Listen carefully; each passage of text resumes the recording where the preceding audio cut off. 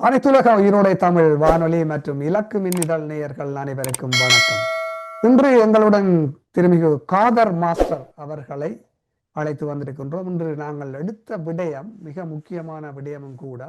இது தர்மமா அதர்மமா என்று நாங்கள் பார்க்க வேண்டிய நிலையிலே இருக்கின்றோம். எப்படி ஒரு தேசிய இனங்கள், ஒரு மைனாரிட்டி, அதாவது ஒரு சிறுபான்மை இனங்கள் சக்தி வாய்ந்த நாடுகளால் அழிக்கப்படுகின்றன என்பதற்கு ஈழத்தமிழர்களும் ஒரு உதாரணம். அதே போன்று இப்பொழுது பலஸ்தீனிலே நடைபெறுகின்ற இந்த விடயங்களும் நாங்கள் முக்கியமாக பார்க்க வேண்டும். அந்த வகையில் ஒரு சில நாட்களுக்கு முன் ஐக்கிய ராச்சியம் இந்த ஆக்ஷன் பலஸ்தீன் என்ற அமைப்பை தடை செய்துள்ளார்கள். ஏன் தடை செய்துள்ளார்கள்? இதற்காக தடை செய்தார்கள். இந்த ஆக்ஷன் பலஸ்தீன் என்ற இந்த அமைப்பு பயங்கரவாத அமைப்பா, அல்லது ஐக்கிய ராச்சியத்திலே ஏதாவது கல்லெறிந்தார்களா, கட்டிடங்களை சிதறடைய செய்தார்களா, அல்லது மக்களுக்கு ஏதாவது அச்சுறுத்தல்கள் விடுத்தார்களா என்றெல்லாம் பார்க்க வேண்டிய ஒரு காலகட்டத்தில் இருக்கின்றோம். இந்த தடை ஏற்படுத்திய பிற்பாடு, இந்த பிரிட்டிஷ் கவர்மெண்டால் தடை போட்டதன் பிற்பாடு பல மனித உரிமை அமைப்புகள், பல கலாச்சார அமைப்புகள் எல்லாம் இந்த தடைக்கு எதிராக போராட்டங்கள் செய்து வருகின்றார்கள். ஐக்கிய ராச்சியத்திலே வாழ்ந்து வரும் திருமிகு காதர் மாஸ்டர் அவர்கள் இது பற்றி நீங்கள் கூடுதலாக அறிந்திருப்பீர்கள். நாங்கள் இது பற்றி பேச வேண்டும். உங்களுடைய கருத்துக்களை நீங்கள் முன்வைக்கலாம். வணக்கம் ஸ்டீஃபன். வணக்கம் உயிரோடை நேயர்களே. இப்பொழுது நாங்கள் கதைத்துக் கொண்டிருக்கும் போது கூட லண்டனிலே பல பகுதிகளிலே போராட்டம் நடைபெற்றுக் கொண்டிருக்கிறது. அதற்கு காரணமாக அமைந்தது பலஸ்தீன் ஆக்ஷன் என்ற அமைப்புக்கு எதிராக கொண்டு வரப்பட்டிருக்கின்ற தடை. இது எப்படி கொண்டு வரப்பட்டது என்பதை சுருக்கமாக நான் சொல்லிக் கொண்டு வருகிறேன். ஜூன் 30 ஹோம் செக்ரட்டரி கூப்பர் அவர்தான் இன்டீரியர் மினிஸ்டரும், ஒரு பில்லை அவசரமாக கொண்டு வந்தார். அதிலே பலஸ்தீன் ஆக்ஷன் அமைப்பை பிரதானப்படுத்தி கொண்டு அதை பேசினாலும் அதை தனியாக முன்வைத்தால் அந்த மசோதா தோற்கடிக்கப்படும் என்பதற்காக ஒரு கபடத்தனமாக அவர் வேறு சில 2 அமைப்புகளை கொண்டு வந்தார். அது எம்எம்சி, முனாக்ஸ் மர்டர் கல்ட் என்ற ஒரு வலதுசாரி வெள்ளை இனவாத அமைப்பு. அடுத்தது RIM, ரஷ்யன் இம்பீரியல் மூவ்மெண்ட். இதையும் பின்னிணைப்பாக சேர்த்து கொண்டு வந்து அவருடைய போக்கஸ் இருந்தது இவர்களை தடை செய்ய வேண்டும் என்பதுதான். இதற்காக இந்த 2 தடை செய்யப்பட வேண்டிய அமைப்புகளையும் கொண்டு வந்து அந்த மசோதாவை நிறைவேற்றினார். இது ஒரு கள்ளத்தனமாக நிறைவேற்றப்பட்ட ஒரு மசோதா. இதனால் வேடிக்கை என்னவென்றால், இது விவாதத்துக்கு நடந்து 30 கொண்டு வரப்பட்ட இந்த மசோதா 2 நிறைவேற்றப்பட்டது. அதாவது 3 நாட்களுக்கு முன்பு. அதிலே 385 பாராளுமன்ற உறுப்பினர்கள் ஆதரவாகவும் 26 பேர் மாத்திரமே எதிர்ப்பும் தெரிவித்திருக்கிறார்கள்.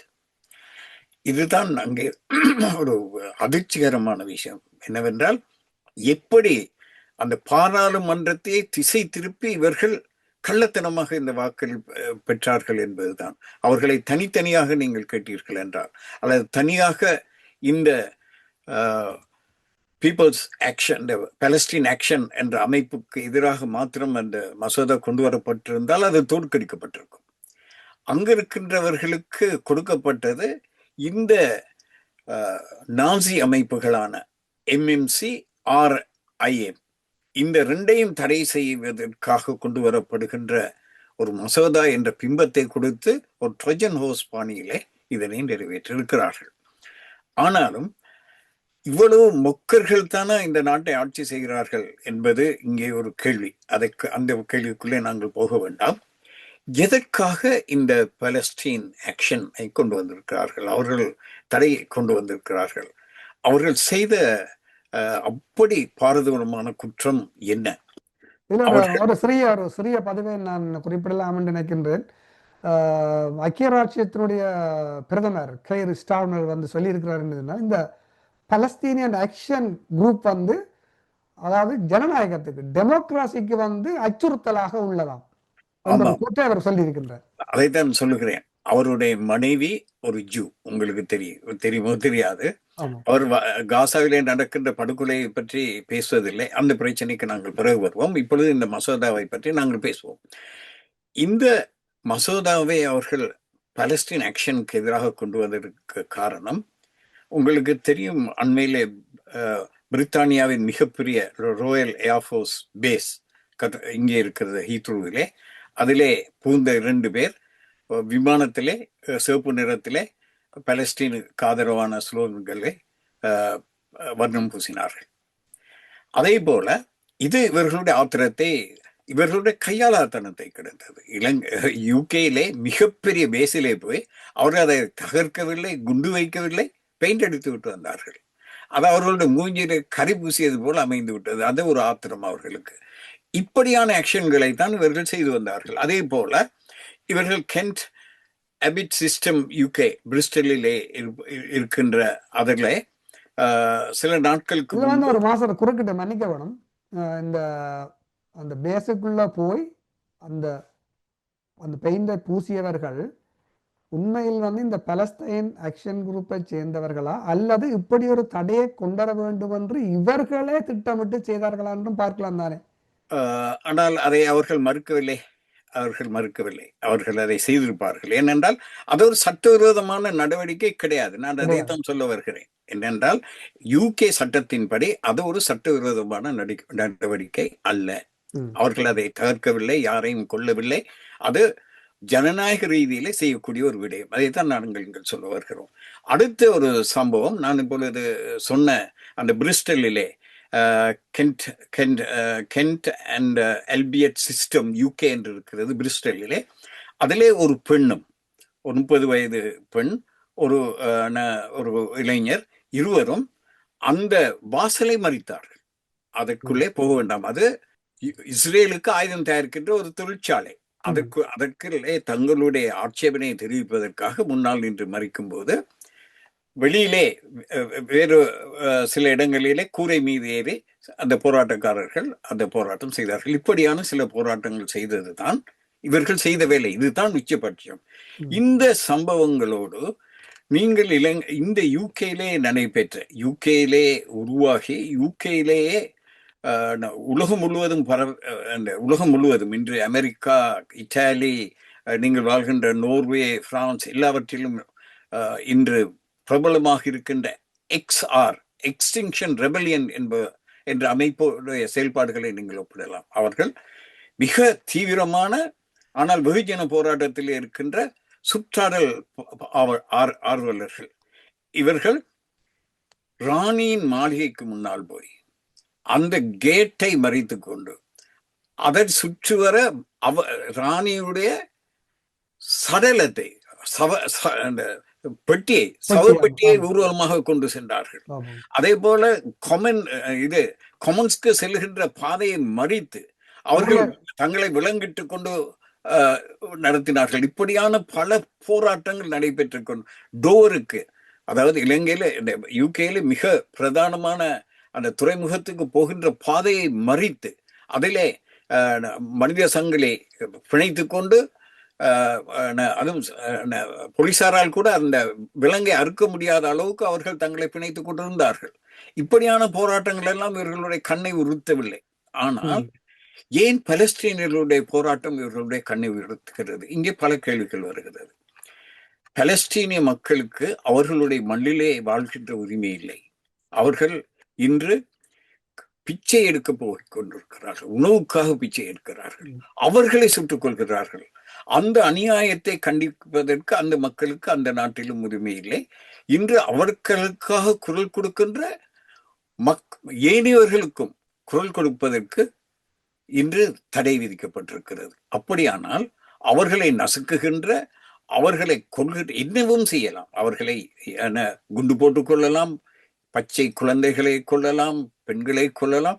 இப்படி அந்த ஆக்கிரமிப்பாளருக்கு சாதகமாக இருக்கின்ற இந்த அமைப்பு முறை, இந்த பலஸ்தீனியர்கள் அவர்களுக்கு அந்த நாட்டிலே குரல் கொடுக்க முடியவில்லை என்றால், அவர்களுக்காக ஆதரவாக வெளிநாட்டிலும் குரல் கொடுக்க முடியவில்லை என்று சொன்னால், இங்கே நாங்கள் ஒரு விடயத்தை பார்க்க வேண்டும். ஏன் அந்த உண்மையாகவே இஸ்ரேல் மக்கள் மீது உள்ள அனுதாபத்தினால் தானே ஆதரவின் காரணமாகத்தான் இவர்கள் இதை காரியத்தை செய்கிறார்கள் என்றால் அது அப்பட்டமான பொய். போய் இந்த இஸ்ரேல் மக்களுக்கு உண்மையான பாதுகாப்பு எங்கே இருக்கிறது என்றால் அவர்களுடைய அயன் டோமில் இல்லை, அவர்களுக்கு இருக்கின்ற அமெரிக்காவுடைய துணையில் இல்லை, அவர்கள் அயலவர்களோடு ஒற்றுமையாக வாழ்வதில் தான் இருக்கிறது. ஒரு சாதாரண ஒற்றுமை.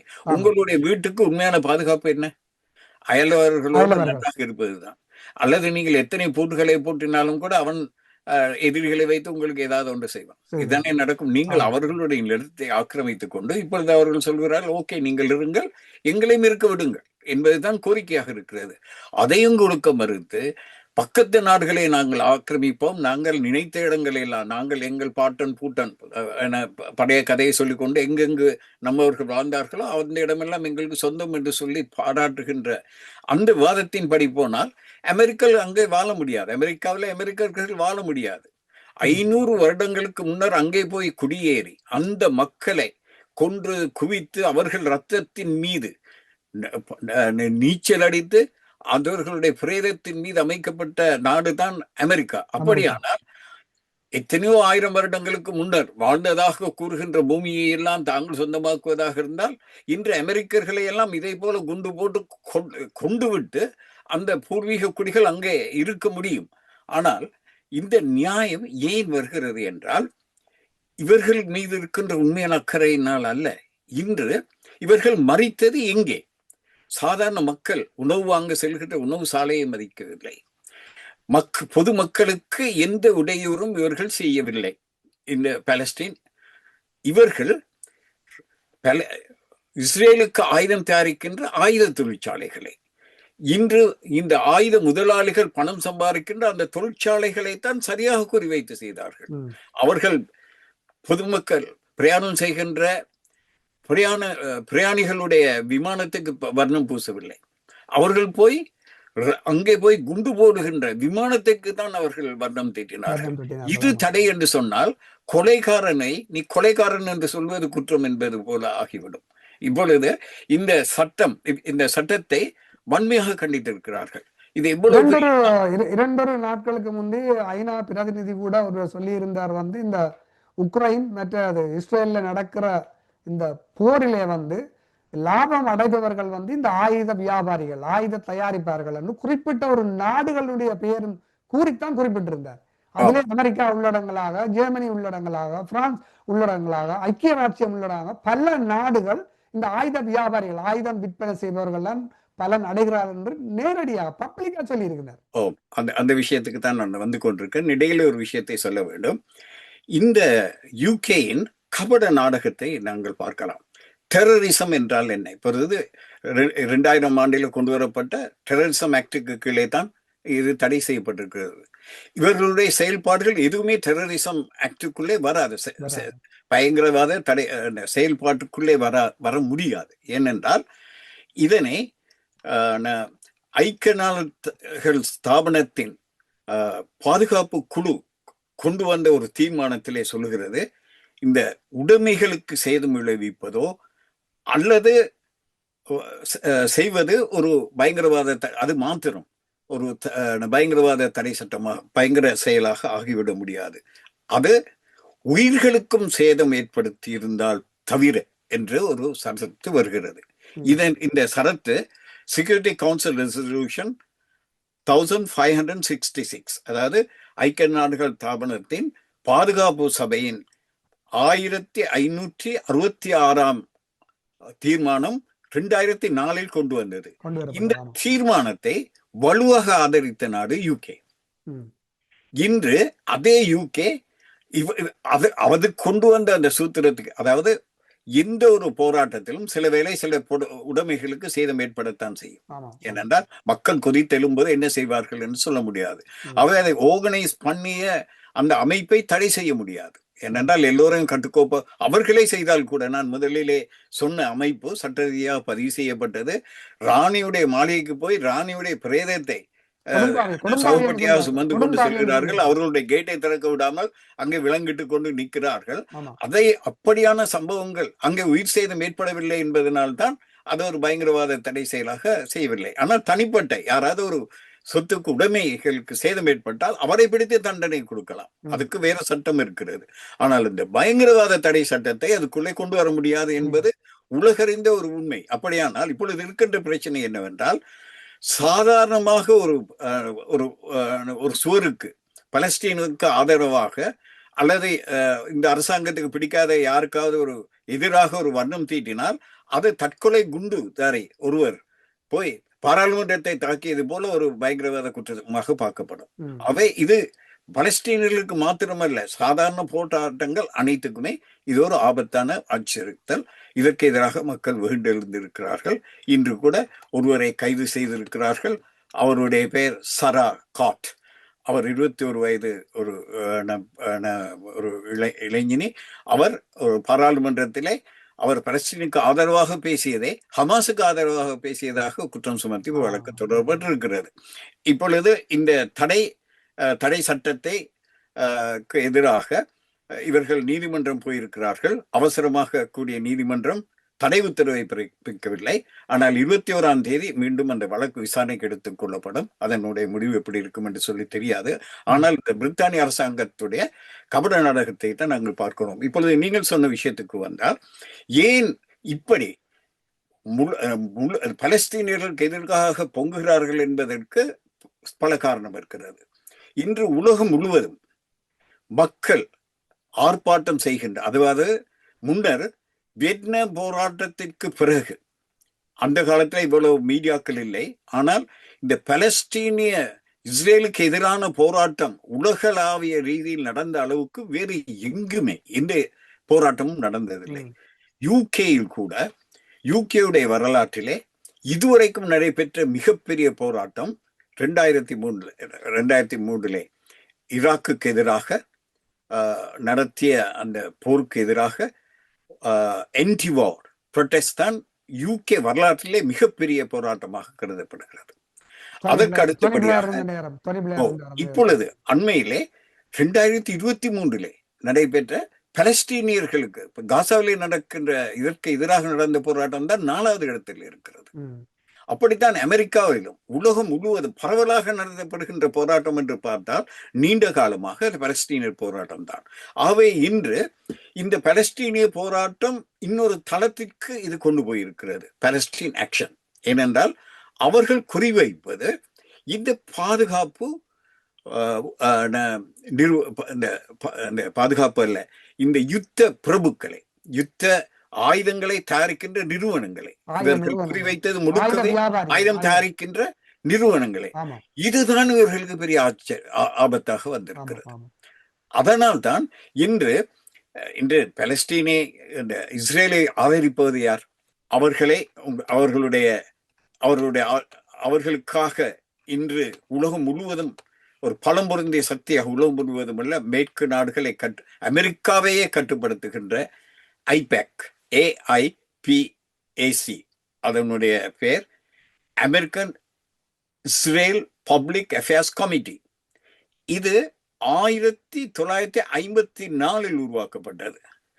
இஷா எல் கேனன் என்பவரால் உருவாக்கப்பட்டது. அன்று அது உருவாக்கப்பட்டதே ஒரு படுகொலையை மறைப்பதற்காகத்தான். அங்கு இஸ்ரேலியர்கள் அவருடைய பலஸ்தீனிலே அவர்கள் நடந்த குபியா படுகொலையை எதிராக உலகம் முழுவதும் ஏற்பட்டிருந்த அபிப்பிராயத்தை மறைப்பதற்காகவும், இது சம்பந்தமாக இந்த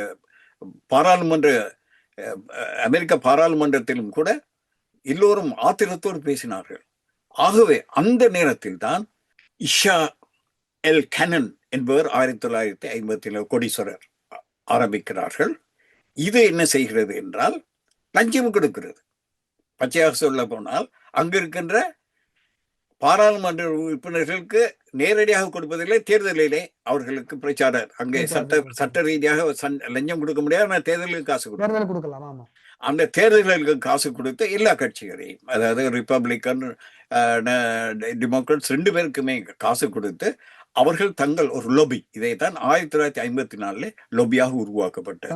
இதனுடைய பிரமாண்டமான வளர்ச்ி இவர்களுக்கும் பென்டகனுக்கும் ஆயுத வியாபாரிகளுக்கும் இடையிலான உறவு 2005 வெளியானது. அதிலே பென்டகன் ரகசியமாக சில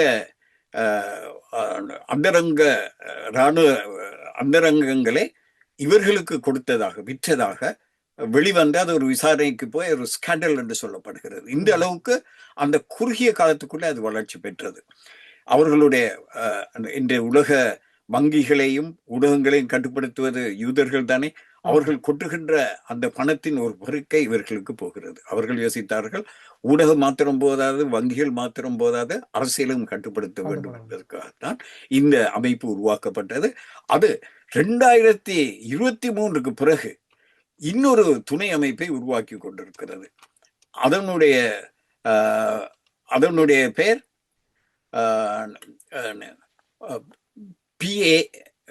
PAC, பொலிட்டிக்கல், இதனுடைய அரசியல் பிரிவு ஒன்றை உருவாக்குவீர்கள் 2003 பிறகு.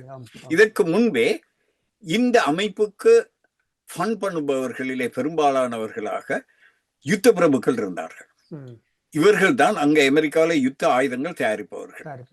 இவர்களுக்கு காசு கொடுத்து அந்த கன் கல்ச்சர், அங்கே ஆயுதம் சின்ன சின்ன ஆயுதங்களை விற்பதற்கு எதிராக தடை செய்ய வரும்போது அதற்கு எதிராக வாக்களிக்க வைப்பார்கள். இப்படியெல்லாம் இவர்கள் அதற்கு ஒத்துழைப்பார்கள். அதோடு இவர்கள் தான் இஸ்ரேலே ஒரு பரிசோதனை களமாக இன்று அமெரிக்கா தயாரிக்கின்ற உயர் தொழில்நுட்பங்கள் அனைத்தும் முதலாவது எங்கே போகிறது? இஸ்ரேலுக்கு போகிறது. அவர்கள் எங்கே பரிசோதனை செய்து பார்க்க வேண்டும்? வேற எங்கும் செய்ய முடியாது, பக்கத்து நாடுகளிலே தான் செய்ய முடியும். ஆகவே அவர்கள் தீண்ட முடியாதவர்களாக இருக்கிறார்கள். அமெரிக்கா அவர்களை பாதுகாக்கிறது. கடந்த மாதம் முழு உலகம் ஐக்கிய நாடுகள் தாபனத்திலே காசா படுகொலையை கண்டித்து ஒரு தீர்மானத்தை கொண்டு வந்த போது ஒரே ஒரு வாக்கினால் அது தோற்கடிக்கப்பட்டது. உலகம் சமன், அந்த ஒரு வாக்கு அமெரிக்காவுடைய. இப்படி அவர்கள் அமெரிக்காவை பாதுகாக்கிறார்கள். நீங்க எதுவும் செய்யுங்கள், ஏன் இவர்களுடைய ஆயுதங்களை பரிசோதித்து பார்ப்பதற்கான ஒரு படைத்தளம் அது. அவர்கள் அங்கே போய் பக்கத்து நாடுகள்ல எல்லாம் போட்டு அவர்கள் செய்வார்கள். அது போர்க்குற்றம் கிடையாது, ஏனென்றால் அமெரிக்காவுக்காக அவர்கள் செய்கின்ற வேலை. ஆகவே இஸ்ரேல் என்பது அவர்களுடைய படைத்தளம். அந்த படைத்தளம் அமெரிக்கான பரிசோதனைகளை செய்து பார்க்கிறது. அந்த பரிசோதனைக்கு பலியாகிறவர்களாக பலஸ்தீனியர்களும் அதில் அயலவர்களும் இருக்கிறார்கள். கடந்த ஒரு சில வாரங்களுக்கு முன்பு நேட்டோ நாடுகளினுடைய ஜெனரல் அசம்பிளி நெதர்லாந்திலே நடைபெற்றது. அந்த கூட்டத்திலே அவர்கள் எடுத்த முடிவு, இந்த நேட்டோவில் அங்கத்தவராக இருக்கின்ற நாடுகள் தங்களுடைய ஜிடிபி, நேஷனல் இன்கம், தேசிய வருமானத்தில் 5% பாதுகாப்பு செலவினங்களுக்கு கொடுக்க வேண்டும். அப்ப இதனுடைய அர்த்தம் என்னென்றால், இந்த 5% செலவினங்களும் ஆயுதம் விற்பனையாளர்களுக்கும் ஆயுத வியாபாரிகளுக்கும் ஆயுத தயாரிப்பாளர்களுக்கும் தான் போகின்றது. இந்த 5%, அதாவது சில நாடுகள் 1% தங்களுடைய ஜிடிபியில் ஒதுக்க முடியாமல் இருக்கிறது. இந்த 5% உயர்த்தப்படும் போது கல்விக்காக ஒதுக்கப்படும் செலவு வெட்டப்படும், மருத்துவத்துக்காக செல்கின்ற செலவுகள் துண்டிக்கப்படும். இவை அனைத்தும் இந்த யுத்த வியாபாரிகளுக்கு போகிறது. இந்த யுத்தம் எதற்காக? மக்களுக்கு நன்மை செய்வதற்காக, மக்களை கொல்வதற்காக. ஆகவே அதுதான் சொல்வார்கள், இன்று ஒரு அந்த போர் விமானத்தை தயாரிக்கின்ற அந்த பணத்தை செலவழித்தால் புற்றுநோய்க்கான மருந்தை கண்டுபிடித்தார். 2 ஜெட்டை தயாரிக்கான செலவை கண்டுபிடித்தால் ஒரு எய்ட் நோய்க்கும் புற்றுநோய்க்குமான மருந்துவத்தை கண்டுபிடித்து முழு உலகத்துக்கும் கொடுத்து விடலாம். நாங்கள் நிறைவு செய்யும் நேரம் நெருங்கி கொண்டிருப்பதால் இறுதியாக கன்க்ளூஷன், அதாவது ஐக்கிய ராச்சியம் தடை செய்யப்பட்ட பலஸ்தீனியன் ஆக்ஷன், இதில் அல் ஜசீராவில் கூட பெருசாக போட்டிருக்கின்றார்கள். இந்த ஆக்ஷன் குரூப் பிரித்தானியாவில் ஐக்கிய ராச்சியத்தில் என்ன அரசுக்கு எதிராகவோ மக்களுக்கு எதிராகவோ செய்தது, எதற்காக தடை செய்தார்கள்? நீங்கள் இந்த தடை பற்றி, பிரித்தானியா செய்த தடை பற்றி கன்க்ளூஷன்ல நீங்கள் என்ன சொல்ல விரும்புகிறீர்கள் என்பதுடன் முடியும். மிக பாரதூரமான மன்னிக்க முடியாத தவறை செய்திருக்கிறார்கள். ஒன்று, அவர்கள் பலஸ்தீனியர்களுக்கு ஆதரவாக நின்றிருக்கிறார்கள். 2வது, இஸ்ரேலியர்களை பலஸ்தீனியர்களை கொன்று குவிக்கின்ற ஆயுதங்களை தயாரிக்கின்ற அந்த கம்பெனிகளுக்கு எதிராக இருக்கிறார்கள். இதை ஆயுதம் தயாரிக்கின்ற கம்பெனிகள், விசேடமாக அமெரிக்காவும், இன்று ஆயுத வியாபாரிகளாக உலகத்திலே பெரிய வியாபாரிகள் யார்? அமெரிக்காவும் அவர்களுடைய அடுத்த இரட்டையரான பிரிட்டனும் தான். அவர்கள் மன்னிப்பார்களா? அவர்களுக்கு எதிராக ஏதாவது செய்தது இந்த உலகத்திலே அதைவிட பாரதூரமான குற்றமாக இருக்க முடியுமா? ஆகவே இந்த பாரதூரமான குற்றத்தை செய்தவர்கள் அவர்கள். மற்றபடி அவர்கள் பொதுமக்களுக்கு தீங்கிழைக்கவில்லை. அவர்கள் இதிலே மனிதர் சிறுபான்மை மக்களுடைய உரிமை, பேச்சுரிமை, ஒன்று கூடுவதற்காக போராடுவதற்கான, சாத்விக வழியிலே போராடுவதற்கான அந்த உரிமை எல்லாம் இவர்களுக்கு இருக்கும். இந்த அரசாங்கத்துக்கும் யுத்த பிரபுகளுக்கும் சேவை செய்கிற வரைக்கும். ஆனால் இவர்கள் அவர்களுக்கு எதிராக போகும்போது அவர்கள் அந்த உரிமை இல்லாமல் போவது நியாயம்தான் இந்த இவர்களுடைய புத்தகப்படி. அதுதான் நடந்திருக்கிறது. நல்லதுமா சார், நீங்கள் உங்களோட நேரத்தை ஒதுக்கி இன்று இந்த கருத்தமர்விலே அல்லது நேர்காணலே கலந்து கொண்டு பிரித்தானியா இந்த பலஸ்தீன் ஆக்ஷன் குரூப்பை தடை செய்ததை பற்றி நாங்கள் பேசியிருந்தோம். நல்லதுமா சார், மீண்டும் ஒரு நேர்காணலில் சந்திப்போம். நன்றி, வணக்கம். நன்றி, வணக்கம். எமது பார்வையாளர்களுக்கு வணக்கம். மக்களின் குரலாய் ஓங்கி ஒலிக்கும் இலக்கு மின்னிதழ் மற்றும் உயிரோடை தமிழ் வானொலி ஆகிய இவ்விரு ஊடகங்களும் உங்களைப் போன்ற எமது நேயர்கள் நண்பர்களின் ஆதரவிலேயே இயங்கி வருகின்றன. மிக குறைந்த வளங்களுடன் பல இடர்கள் மற்றும் தடைகளை தாண்டி பயணிக்கும் எமது ஊடகங்களின் பணிகள் மேலும் வளர உங்களால் முடிந்த நிதியுதவியை வழங்கி இன்னும் காத்திரமான செயற்பாடுகளை முன்னெடுக்க உதவுமாறு மிகவும் பணிவன்புடன் வேண்டி நிற்கின்றோம். உங்கள் பங்களிப்பு உங்களின் உரிமை குரலாய் ஓங்கி ஒலிக்கும். நன்றி.